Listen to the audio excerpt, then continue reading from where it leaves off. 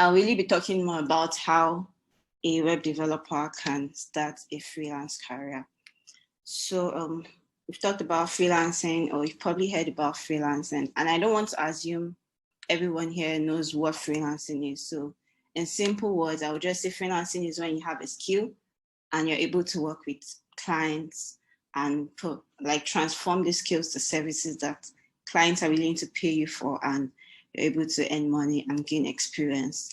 In simple words, that's really what freelancing is. And my journey to freelancing is, I started freelancing shortly after leaving university in 2016. And it's so interesting because that was when in Nigeria, they call it NYSC. So I went for my NYSC, and I really just knew that, okay, I heard about people making money online and I had enough free time. So I just felt, okay, what can I do to earn money online? Right. So I started off as a graphic designer. I didn't know any, or I would say I didn't even have any skills prior to that. And I just started learning graphic design, Photoshop, and then I started my freelance career on Fiverr. And I remember I used to make all these business cards, baby shower cards, and things like that on Fiverr for $5. And then shortly after, I moved to Upwork, and Upwork was, I would say, where I really launched my freelance career big time.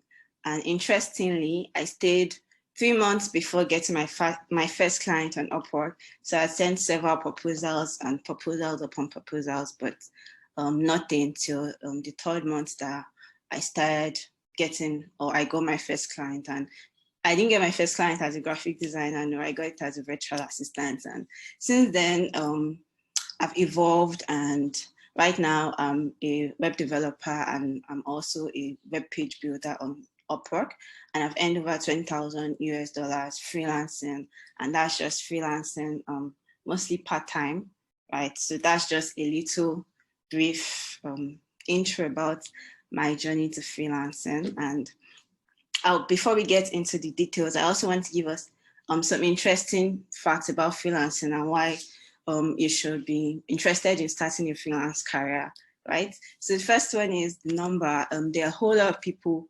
freelancing on, like there are a whole lot of freelancers. According to research, we have over 57 million freelancers and that are earning money, definitely. So that means that you can be one of these people that boost the number. And an interesting part about this also is web development is the highest in-demand freelance skill. So that's what even gives us an edge as web developers. So there are lots of skills people can use to freelance. You can be a writer, you can be a designer, you can be literally anything as far as you have a skill that you can sell. But web development is the in-demand skill. So a lot of people want to hire web developers, and that's like a cash cow, meaning that you have the high demand skill and you have the market. So there's no limit to how much, experience and how much you can make if you have the right knowledge when starting your freelance career.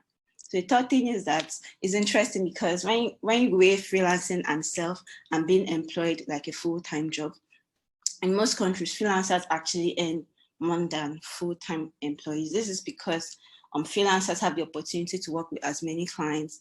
And you know how full-time employment is, you really earn at the end of the month, or I can probably earn so much if I'm able to work with clients and if my pace of working is so much fast. So that's one of the things that freelancing does for you. And like I said earlier at the beginning of this talk, I got my current job just because of my freelance profile I had. So my Upwork profile, right, is public, people view it. And someone just came across my Upwork profile and was like, okay, you have a really good track record.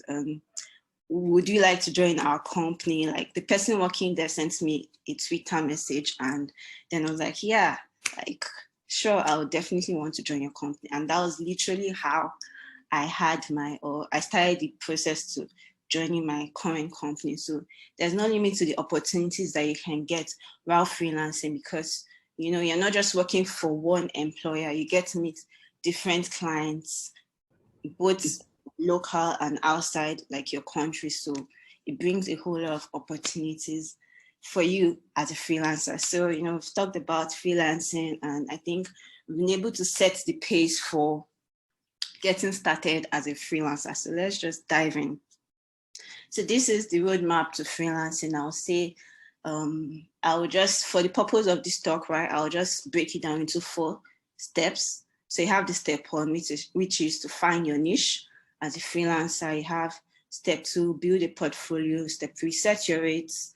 And step 4, find your clients. So really, this is the roadmap. So roadmap to getting started as a freelancer, as a freelance web developer. So I'll put it into context because I know I'm talking to just full stack web developers, software developers, engineers, and that's the context in which we'll be talking today. So niching, you've probably heard about niching, and it's so important, when you're freelancing, you need to niche. So one difference between freelancing and full-time employment is that as a full-time, on a full-time job, you can literally just say you're a full stack web developer and get a job, right? But freelancing, because you're targeting clients or maybe contractors that have specific needs. And that's why it's important to niche down, because it shows you as an expert and as someone that knows what they're talking about. So if a client comes to you and wants to maybe build a website, if you've niched down to website development, you're able to attract that kind of client. So, I would like to say these are some of the niches in web development. And for freelancers, as a web developer, if you're looking to start your freelance career, I will say maybe think like how business owners think, right? They have, they don't just maybe sell services or sell products out. They literally look at the market and say, okay, this my market is in need of, I don't know, something, and I'm providing value. So as much as we have these skill sets, like you have the skills, React, Vue.js, so many things, maybe WordPress, it's now left for you to niche down and be able to see, okay, what does my audience need? Do they need web apps? Do they need e-commerce sites? Do they need sites like WordPress? What exactly do they need? So you're not just forcing down these skills to clients, but you're looking at the clients and saying, yeah, maybe carrying out a market survey or a market research, okay, what are people in need of when it comes to web development? And then you're able to then target them and say, okay, package your skill set in terms of services that people are really willing to pay for. So some of all these niches are niches that I've researched on, and you can get started. So I would just like to get some feedback.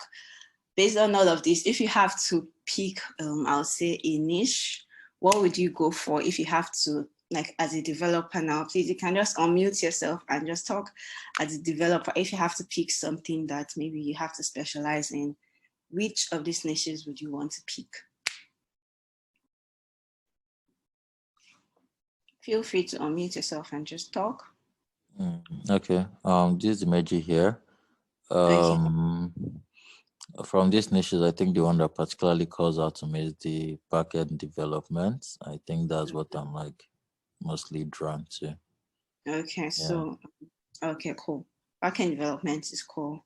So maybe you look for people that require that means for backend development, it probably can't stand alone like that. Or maybe if a client requires it, the person will probably have had a front-end developer. So if you have to package your skills as a backend developer, be telling them more or less why they need to maybe have their APIs properly done and things like that. So modeling APIs. So that's a really great niche to also specialize in. Okay, so thank you, Dimitri. So we'll be going forward. Yeah, like I've mentioned this earlier, niching helps you find your ideal customer. So if I'm also looking for a website and I have different developers, and maybe one developer already has so much that he has done and another developer has just websites that he has done, and I'm really looking to hire someone, I'll probably go with the person that has various kind of websites done, because I feel like this person is able to transform the vision I have, because he has already done something like that. So niching is very important because it helps you identify your ideal customer. also reduces burnout. So, you're not looking, technology is so wide and vast. And, if you're specializing in backend development, you're not going to need to keep up with, WordPress. You're not going to need to keep up with front-end development. So you know that, okay, this is my skill and I'm only going to be concerned with tech stack that have to do with backend development. So that's the very first thing, niche. So the second step is to build a portfolio. It's good to say, okay, I want to focus on this particular niche. So you need to actually build a portfolio, have projects that attract clients to you. So the first thing that a potential clients would want to see samples of your previous work. And, even as we are all Lambda students here, we've probably had, let's say, projects that we've worked on in the past, as a team, in a group. So you can repurpose some of these projects and put them on your portfolio website, or you could, if you don't have any, I would say if you're trying to niche down to a specialty that you don't have the projects already done, like you've not worked with someone before, you can probably give yourself projects to work on, and just simple projects. For example, if I'm specialized on e-commerce, right, I can give myself maybe just a simple e-commerce page that, I'm fetching from an API and just showing a potential client that I've done this and I can do this also for you. So that's like a simple idea of how you can, build and boost your portfolio. So having talked on the first two, let's go into setting your rates. This is really one interesting thing. So I've had a lot of people ask me about how can I set my rate as a freelancer? How am I, like, what exactly am I supposed to charge, right? And the truth is that I cannot really give you, I can't give you a particular figure of how exactly, or of how much you're to charge maybe a client. Well, I can tell you that one of the easiest and quickest ways to price your work is to research and see how much other freelancers are earning. So if you want to be freelancing online, on Upwork, on Fiverr, or any of all those marketplaces, and you're starting as a backend developer, right? You could literally just go there and say, okay, I want to check for backend developers on this platform. We look at everything, all of them, their prices are all out. There's nothing hidden. So if they're setting, I don't know, maybe $20, $30, $40, you review their experience and use it to set a landmark for yourself. So you can either decide to go a little lower or a little higher, depending on your own experience. But I will always say, if you have to set your rate, the two things that you have to factor in your living expenses. You don't want to be doing, you're a freelancer, you're not an NGO, right? Like, even if you want to help people, you also want to be paid for whatever you're doing. You also want to be paid for each project you're doing. So you have to factor out your, daily expenses. How much do you spend on data? How much do you spend on maybe fuel for your gen or whatever it is? How much are you going to use for, your feeding in the day when you're working on the client's project? So all of that has to be factored out when setting your rates. And you can also, another thing you have to consider is your experience level. So are you an expert in this field? Are you an intermediate person? Are you an entry-level person? So as much as it's good, like you're freelancing and you also want to make the money, you don't want to set $500 per hour when you're probably just getting started. Like, no one will likely pay you that amount because you probably don't have enough experience and you probably don't have enough things to show clients to prove the value that you're worth at $500 per hour. Maybe as you keep building your freelance career, you definitely will probably able to charge something like that. But when you're starting, it's good to get reasonable rates so that reasonable rates that clients would want to pay for. So, but if I have to tell you an hourly rate charge or a rate that works, I could say somewhere between $45 to $80. That's the standard industry rate for web developers. Like, being a web developer is so huge because it's a very, prestigious freelance role. So obviously writers might not be able to charge this except the person is probably an experienced writer, you know what I mean? Virtual assistants may not be able to charge it, but as a web developer, you're able to charge it because we're all smart people and, you know, the market is so wide for us. So we can definitely charge somewhere between $45 to $80 per hour. The most important thing you should note while fixing your rate is that you need to be adequately compensated for the time you're spending on that client's job and the quality of work that you're giving out. So any rate that is not going to make you comfortable and it's going to make you uncomfortable, literally, right? I would say don't charge it. And I'm always someone that will say don't do free work as a freelancer, except maybe you are moved to do the free work. Like if you have to do free work, I'll say it should come from you. Like it shouldn't be something that the client is imposing on you that you should do free work for exposure or for experience, or you put it on your resume. I always say no matter what, even if you have to, even if the client has to pay for like just your daily upkeep and nothing else, make sure you're charging the client something and you're not just doing free work. Make sure you value your time and definitely are going to give quality work, I assume. So that's the third step. And the very last step is to find clients. So, having done all of this, you've built a portfolio, you've set your rate. You're not just going to sit down and find clients. Clients will just come to you automatically. You have to position yourself or market yourself in such a way that you can attract clients and clients are willing to actually pay for your work as a web developer, as a freelance web developer. So I would say some ways that you can attract clients are one, leveraging social media. I believe some of us here are on all or maybe one of all these social media. So if it's Twitter, don't be shy about what you do as a freelancer or as a web developer. Don't be shy at all. Tweet about your knowledge, no matter how little or how much you think you know.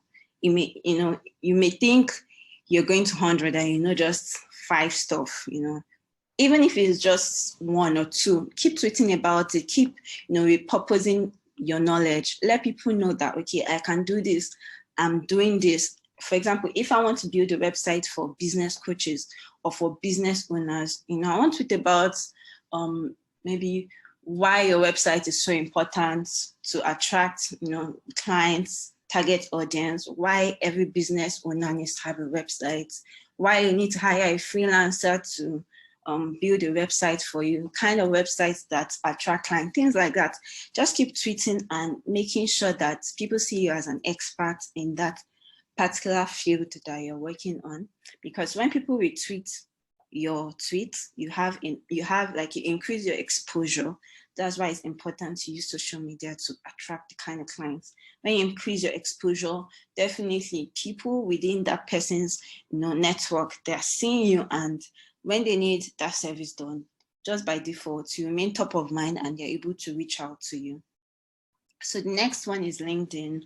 LinkedIn is like one of the quickest ways, or will I say one of the great ways to get jobs. A lot of people, a lot of professionals are on LinkedIn, and I would say if you're able to position yourself as someone that can serve them, as someone that can meet their needs, as someone that can add value to their businesses or their organization or whatever they're doing, is easy for them to hire you. So join networks, connect with people, share your projects on LinkedIn. Don't get shy. I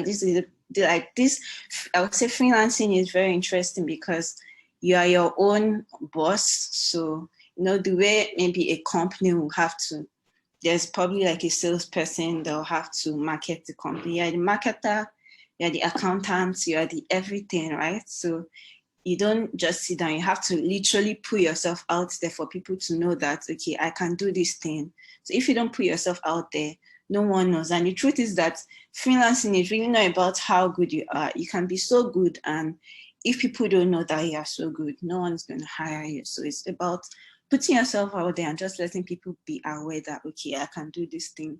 I do this thing. I'm an expert at this. I'm an expert at creating mobile apps. I'm an expert at creating APIs, things like that. And last thing is use Instagram. If you're not on Instagram, that's fine. But if you're on Instagram, it's good to, take your freelance as a real job and post about your process, talk about your work in progress, and use relevant hashtags as well. So blogging is another way to attract your kind of clients. When you're blogging, you're giving valuable content, and blogging has personally worked for me because, even my freelance career, I've been able to blog and give valuable content, and a lot of people have come to me, for my services. So blogging is a really, really good way to get and attract clients.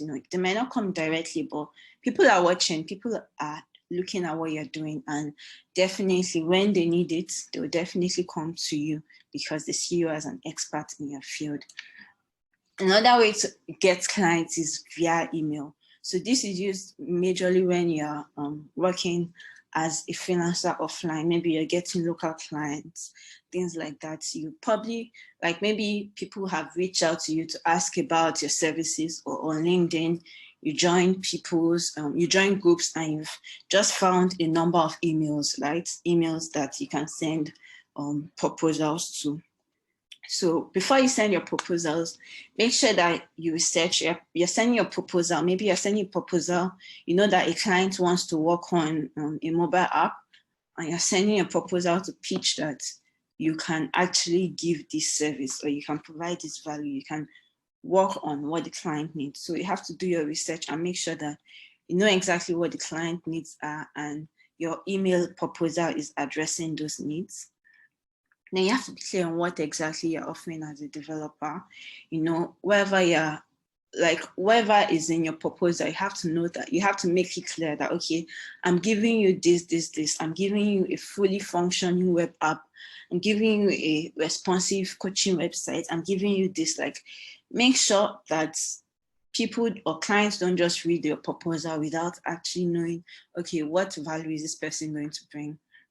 And talk about your skills and experience. Like I said earlier, no one really knows you, and for them to want to work with you, they need a sense of assurance or trust or confidence that you can deliver their project to them. So talk about your skills, your experience. If you have recommendations that you've gotten maybe from people that you've worked with in the past, this is a great time to put it in somewhere in your proposal that you're sending to that client. Then keep it short, sweet, and concise. You want to sound as convincing as possible. You want to sound polite. You want to sound excited. You want to sound, you just want to do everything that can convince the client that, yes, you're the right person for the job. So this is not a time you have to, you have to just drop any pride or anything and just sound as convincing as possible, because that is really what gets you the job and project. Then you also have to send series of emails to follow up. So it's not enough to just send one proposal and that's it. So you have to send follow-up messages, maybe follow up maybe 3 days after, and 3 days after if you still don't hear anything. So I would say sending proposals are good. So you can give yourself a target that, okay, maybe this week I want to send 5 proposals for this my for this my skill set, for this my service that I'm able to give out to clients. So that's what I would say on sending proposals. So other places that you can find clients online as a freelancer or as a freelance web developer are on Upwork. Particularly me, I freelance fully on Upwork. I don't say I'm a full-time freelancer right now, but I'll say I'm more like a part-time freelancer on Upwork. And the interesting thing about freelance is that at least when you're getting started, clients will not come every day, right? So you will not see a client come today and another client come tomorrow. Freelance can be very seasonal sometimes. So you might see like 4 clients or 3 clients in a month or 2, and for 2 months or so you may not see any clients. But the great part is that if you're freelancing online, you're able to make dollars and you're able to make enough money such that even at those periods where like the famine, right, where you don't really have clients, the money you've made before previously is able to last you at those times.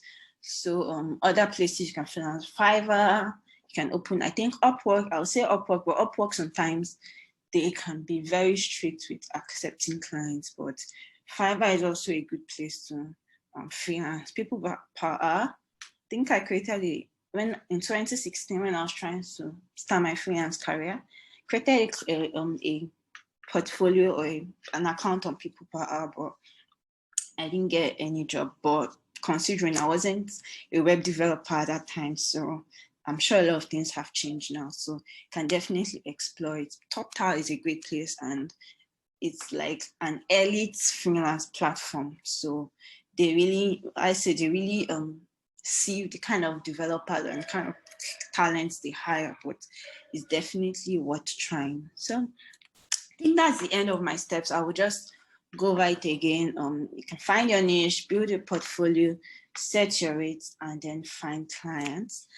So additional freelance tips I will give are always do quality work, because for me, I would say getting a client is hard, but sustaining a client is way easier than getting a client. So if you do quality work, trying to keep coming or they'll be telling more people about you, like they'll tell other people about you and you get the opportunity to work with other clients. So it's easier that way than to do bad work and you get poor reviews. And also try as much as possible to give quality work to your clients, to people you work with. Do your best to make sure that you get quality work. And after you've done that quality work, ask them for referrals. Referrals are everything when it comes to freelancing, because when you have a referral form, like it's one thing to give your word and it's another thing for someone else to give a word on your behalf. And that's what referrals are doing.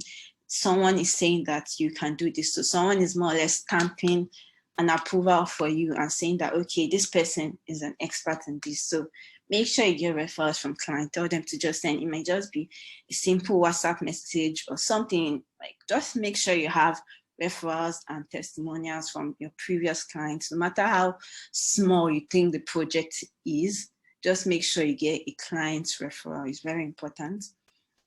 Then be bold and brave to put yourself out there. I know sometimes some people get shy sometimes, and it's fine. Like I'm shy to some extent, but at the same time, you realize, like what I said earlier, freelance, you're really the boss here. So you have to be brave to let people know this is what you do. Let people know these are the kind of services you can offer. Let people know this is the value you bring to the table. You need to constantly put yourself out there, because that's the only way you can get clients. And give clients realistic timelines and adhere to them. As a freelancer, because you're the boss, it's really more like you're the one in charge and you're the one calling shots. So if you know a project is going to take maybe 3 months, don't tell the client to take 1 month. And if you, for any reason, tell the client to take 1 month, then that means you should try as much as possible to adhere to that 1 month that you've given the client. So the most important thing is, like, anytime you give clients, just stick to that time. Don't default when it comes to deadlines, right? And another interesting thing is, as much as you're freelancing, right, it may be easier to freelance and create an agency, right? So I'm sure all of us here, right, backend is not my forte, right? I would say backend is not my favorite thing to do. But if I want to start a freelance agency, I'll probably liaise with the major that loves back end, me I love front end, and maybe get someone that knows UI design, and we start an agency and we start something, start pitching to clients. So in as much as you want to work alone, if you see that you've tried to work alone and it's not working, you can decide to join forces with other friends that you know that equally want to freelance and start up a freelance agency. So that is all I have. So I'll be answering questions now. Feel free to unmute, ask your questions, and I'll also answer some of these questions that was in the chat earlier. So I think someone said, I've answered the question on rating. So someone said, how can I balance freelance with full-time employment? So I would say that's very similar to what I'm doing, maybe full-time employment or searching for jobs, stuff like that. That's very similar to what I'm doing now. And I would say like I mentioned earlier, freelance is, especially when you're starting, is a lot seasonal. So I'll say it can be part-time sometimes if you're starting out. So it's really very possible to balance your full-time employment. For me, what I do is I try to make sure that I give my clients reasonable deadlines. So if they come to me, I'm not just going to say I can deliver, even though I know this thing may not take me more than 2 days. I try to pace myself a lot. So I'll probably give them 5 to 7 days to finish it up. So that's what you can do. So start slow, come up with a plan. Don't try to say, okay, I'm looking for a job and I also want to work with 2 clients today, like 2 full-time clients, in a month. That may not work. So you have to start slow, and maybe this month you want to work with just 1 client and you're also searching for jobs. Unlike when maybe you want clients to just come in every day. So you have to really evaluate which one you want to do more. Do you want to go full-time freelancing, or do you want to go full-time employment? But I would say if you're going full-time employment and you want to do freelancing on the side, which is what I do, another thing is to make sure that you manage time very well. So I could try to cut out as much distractions as possible. I try to make sure that I'm on schedule. So I more or less just have a to-do list, right? I plan my time well, and yeah, I just try as much as possible to make sure that anything that I cut down on like chilling times and maybe movie times and all, because I have to find a way to balance it too and make money also. So I would say consider freelancing part-time. If you're starting off, look for your jobs. Great thing about employment is great because you have, let's say, a job security. So you know that at the end of this month, no matter what, even if you don't post anything, you will get paid. But it's not the same thing with freelancing. So freelancing, you literally have to be the one to find clients, and you don't get paid if you don't get any clients. But I'll say that's just the advantage of having a full-time job, and I'll say freelancing on the side. Then be flexible. Your schedule should be flexible. Your commitment should be flexible when it comes to running a freelance career and a full-time employment together on the side. So another thing is that, should I freelance online or should I work offline, or should I freelance offline? So I would say freelance online if you can, because freelancing online has a lot of pros, which we have listed here. There's already a process for you, so you don't have to deal with maybe a stubborn client that is not willing to pay you money that you guys agreed on. Or clients can be very funny sometimes. So there's a payment protection already with third party, let's say, apps and third party marketplaces. And another reason why you should freelance online is because you earn dollars. So dollars is the standard currency that you're paid in, and definitely when you convert this to your local currency, it's a whole lot more than if you're taking a local client, right? Then you can also take on hourly jobs, right? So when you're working online or you're working with third-party apps, you can take on hourly jobs, but not like you can take on hourly jobs on, like, I think I know of some hourly or time tracking platforms, but it may not be as standard as the one already set up on third-party apps. So it's just easier and seamless to just work online. And online, I'll say you don't necessarily need to have a website portfolio, because there's already a place you put all your portfolio when you have when you're working online as a freelancer.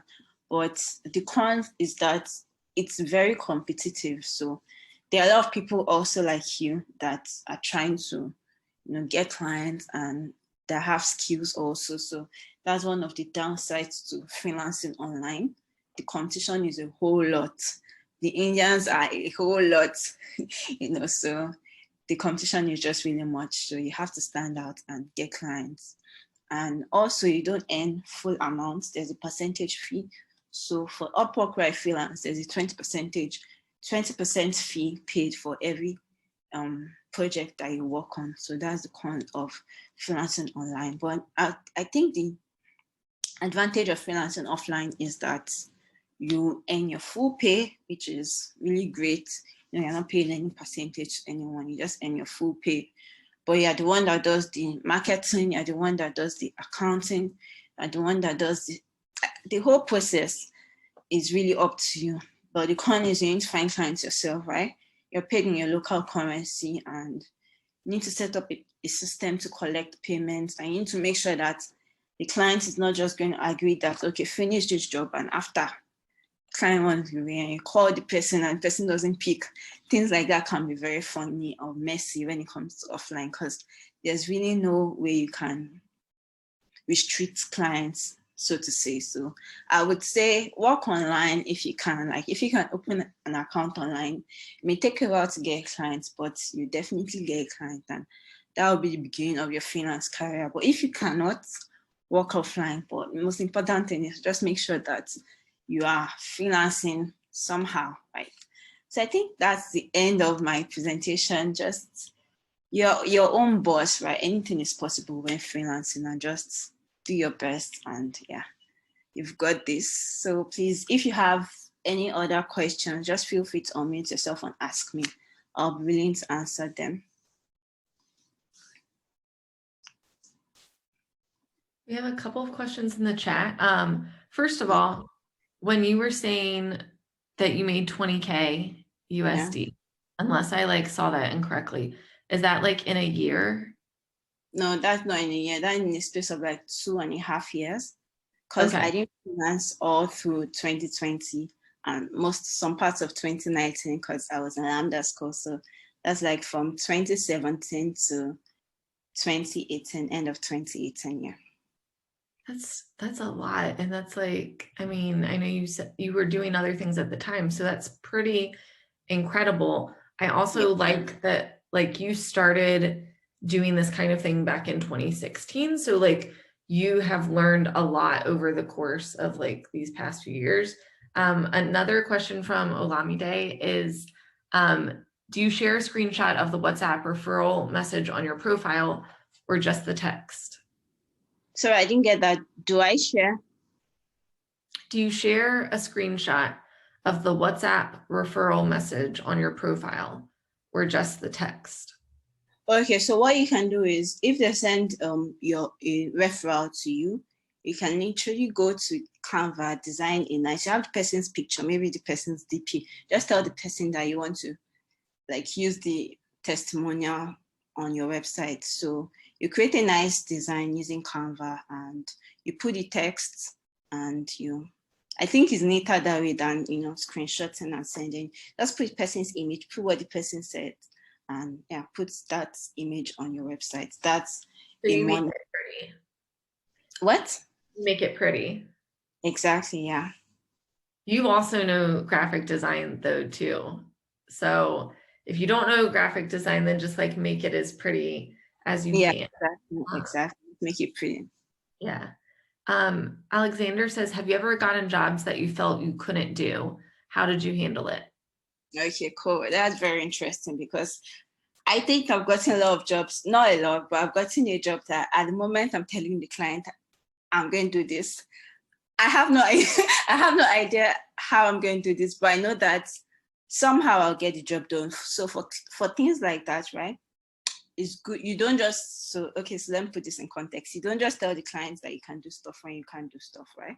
But if you know that you have the resources to learn, like you've Googled and you have a good pointer to how you can, carry out the project, and you have someone around you that probably has a good idea on that project. So it's good to say you can do it. Definitely, I think most of my jobs I've done, I've faced a lot of challenges. So I would say when you're working on a client's project, even things that you don't envisage will come challenging, and you'll be like, okay, how can I solve this? So it's fine if you accept a job that you already have pointers. You may not be totally clear on how to solve it, but you have pointers and you have an idea on how to do it. Yeah, accept the job. Put a lot of, give yourself enough time or deadline with the client's job, and definitely reach out, get as much help as you can, meet a friend, research online, watch YouTube videos. Eventually, you'll be able to solve the challenge and get the job done. Yeah. It's like, it's the same as other work too. Like you just have to, like, if there's absolutely no way you can do it, then you have to know where that line is. But like the answer for most things should be that you can do it. And then like, and then figuring it out along the way, you know? Exactly, yeah. Another question, is there a lot of negotiation in freelancing regarding rates, or do you set the rate on your profile and then the client just contacts you? Like, how often is there a negotiation period? Okay, so I think there's usually a negotiation period. It may not be a hard negotiation, but most often times there's a negotiation period. So you could set for example, you could set a $20 per hour rate on your profile, and a client reaches out to you and they're like, oh, I really like your work, but are you willing to pay $15? Are you willing to collect $15? This is our budget. We can't afford $20. So it's really left for you to pick it. Maybe if you see that, okay, this thing is really straightforward. For example, if it's not something that you need to figure out along the way, and it's something that you already have the experience, you can pick it and, you know, take it. But if it's something that you know that this client is offering you a rate that will really stress you and you still have a lot of things to do, I would say for those kind of things, remain on your price, because, you know, you don't want to cut yourself short. So you have to be very flexible when it comes to freelancing. You know, there's no rate cast in stone, but you can, I'll say you can go lower when you're negotiating if you know that this job that you're doing, you're excited about it and it's not going to stress you. But if you know it's going to stress you, please just remain at your price. And if the client says no, you know, you're free. You don't have the heartache. So that's what I would say. This is amazing. You've given us so much information today. Does anyone else have a question? You can unmute yourself or throw it in the chat.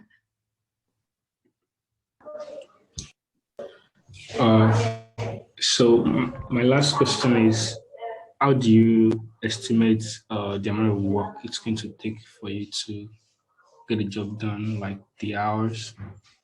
Because I think I'm not so good at that.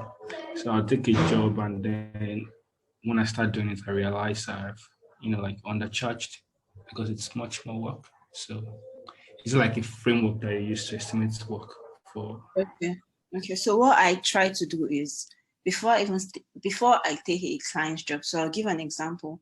I worked on a website for a church recently, right? So one thing I try to do is understand the scope of projects. So you want to know what exactly is the client doing. If you don't understand the scope of the project, you won't be able to give yourself reasonable hours that you spend on the project. So understand the scope of the project is the first thing I would say. So if you have to jump on a call with the client to literally, you know, okay, you want to do this, okay, you want this feature, you want this. So you literally have to sit with the client, have call with the client, and know what the client is in need of. Then the second thing is, when you have the scope of the project, then break this project into milestones. So what I usually do that's helped me is, you know, first off, I know I want to build the website, okay? I need the content, this content, if I'm the one working on the content, or if I'm the one, you know, all the text, this is going to take 2 weeks. So you break the project into milestones, and then you set, so there are time frames for each of these milestones. So this step, this first part of the project will take me 3 days. Okay, in that 3 days, maybe is 10 hours I'll be spending for those 3 days. So you have to literally take it one step at a time. You can't just see a project and say, okay, this project, it take me 10 hours. It probably won't work that way. So you have to understand what exactly the project, like the scope of the project is, and then break the project into milestones. And another thing I even need to say, which is very important, it's good to charge, if you're charging a fixed price, when you break your project into milestones, it's good to charge per milestone. So don't just charge a lump sum and say, okay, this project is going to cost $1,000. Like this project. So, okay, how is this project going to cost $1,000, right? So when you're able to say, okay, this first step, this first milestone is going to cost $200, it makes more sense. And when you've completed this, like if it's a week or 2 weeks that this first milestone will take, let the client pay you for that, right? Because clients can be funny. You don't want to shoot yourself in the leg and just, say you'll be paid at the end of the entire project. It may not work that way. So when you break your stuff, the work flow into milestones, you are then able to assign, time frames to do those milestones and also charge according to those milestones. So I hope this helps.